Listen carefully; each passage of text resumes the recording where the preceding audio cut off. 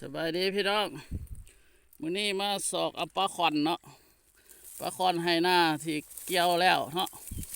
ปลาคอบักหลายๆพี่น้องกระปูก็มีนี่มึงลูกชายลุยเลยปลาขอนให้หน้าพี่น้องเบิ้งน้องน้อยๆนี่นะปลาบักหลายๆพุ่นนี่จะปลาคอพี่น้องอ้าคักๆพุ่นโอ้คักๆจะจับให้เบิ้งมันม้วนต้มอยู่นี่ไปนั่นไปไปไปไป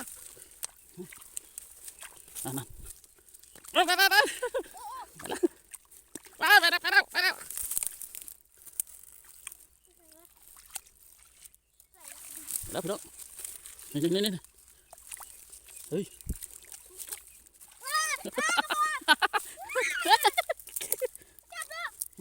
โอ้ยเฮ้ยน้องน้อยๆปลาบักหลายๆพี่น้อง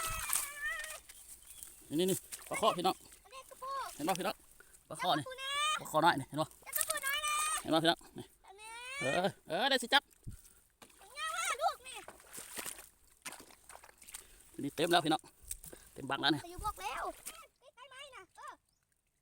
ะปูก็ได้พี่น้องกระปูปลาข้อเอาไปใส่ละข้าน้ำมันว้าย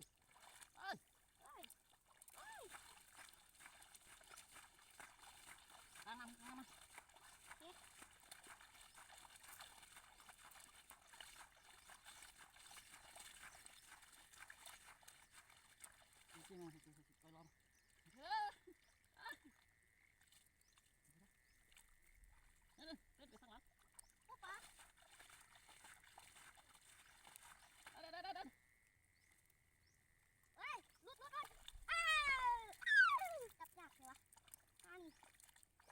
ปูออกเลยน้องปลาข้อปลาข้อ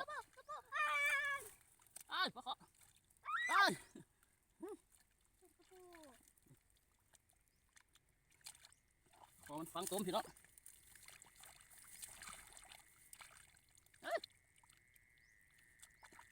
ขอหน่อยพี่น้องขอหน่อยมันฟังต้มไปเลย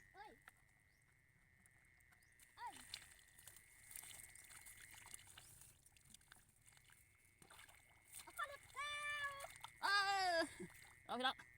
อะไรกัน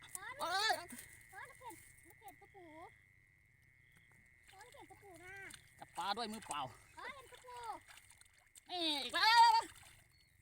เอาไปใส่ละคุณไปสุดคุณละ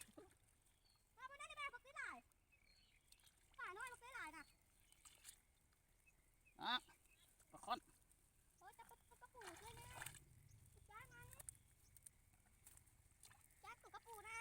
นี่พี่น้อง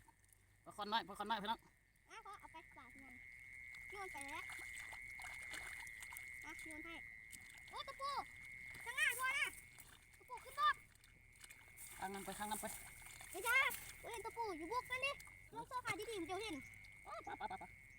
ลาก็เลยจะเอาปุ๊บเอ้ยกินได้ยึดตีนคนอย่าเหยียบเลยป่าน้อยคือหลายใช่ปะป่าน้อยนี่น่ะดูบักเลยหลายโอ้ปลาโอ้อันนี้เหยียบโอ้ปลาโอ้ปลาแห้งปลาพี่น้องปลาแห้งปลาค่อนเอามันแห้งจริงๆเขาเรียกปลาค่อนวะปลาค่อนนะเป็นอย่างตัวสิบเอ็ดก็ได้จับเอาพี่น้องเป็นตัวสิบเอ็ด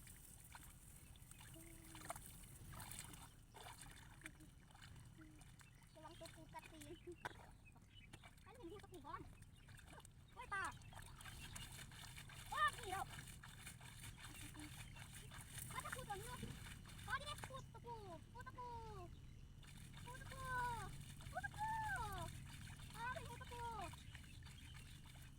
ูได้ที่เด็กปูตะปูนี่อันนั้นออกขาเก็บปลาดิปลาไปไร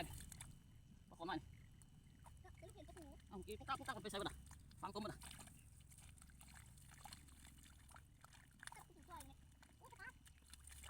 ฟังต้มเลยกินลงไปไรแน่เราจะแกะฟังต้มนั่น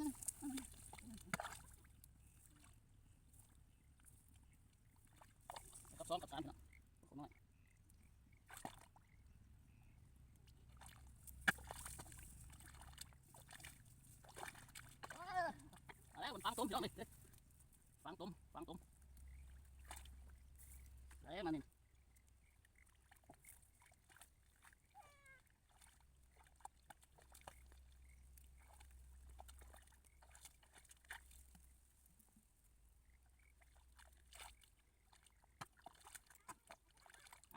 ไปใช่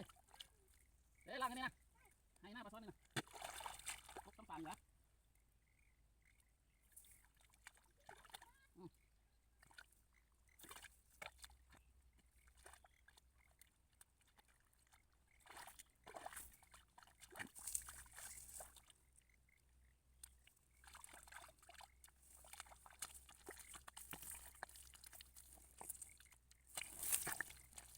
ฟังตุ้มแล้วพี่น้องปลาคอฟังตุ้ม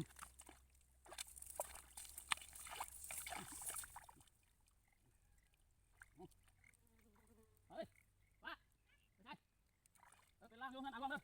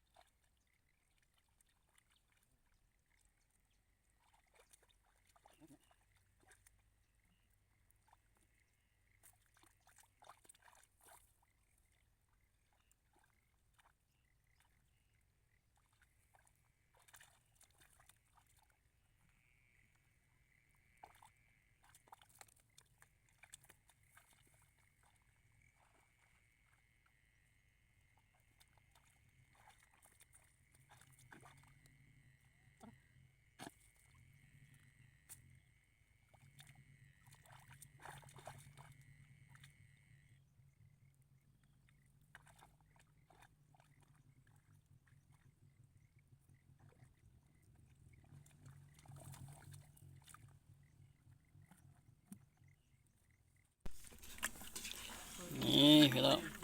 ปลาคอน้อยปูกับนี่โอ้มีหอดปลาน้องเมียเว้ย ปลาน้องเมียได้ไหม ปลาบูนี่บู เออปลาน้องเมียกับเมียเว้ย